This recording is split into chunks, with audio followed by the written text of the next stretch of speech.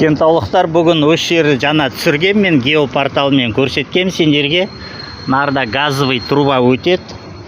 Мына жердің астымен өтеді ғой. Мына жерде жарылыс болды өткенде. Өкінішке орай екі әдемі қазақ бала мен қыз қайтыс болды. Мына жердің астымен газовый труба өтеді. Мынау бұрынғы ливневый канализация ғой, анау тұр, көрініп тұр, бұрынғы ескі. Мынау ескі не тұр?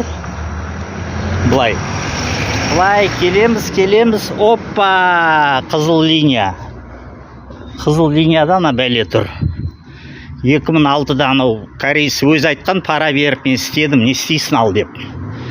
Сосын мына жерден де окошко ашқан. Жазда мынаны ашады.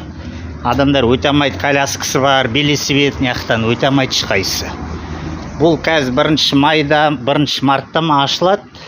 Міндетті түрде участковый Нұрланға хабарлаймыз. Мына жер мөлдем алыну керек. Мына мөлдем жоқ болу керек, мына қызыл линия. А мына жер қоршалу керек. Сөзім қысқасы.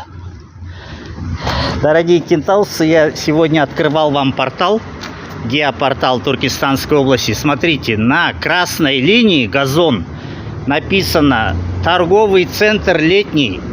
Какой торговый центр, Турабаев? Енді өлген адамдармен сөйлеспейді дейді. Парахор Турабаев. Ты нормальный человек или... Ладно.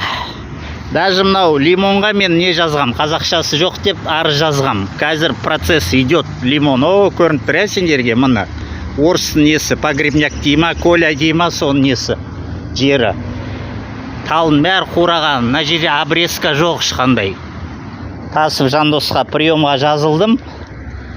Енді анау кім шақырады? Райхан.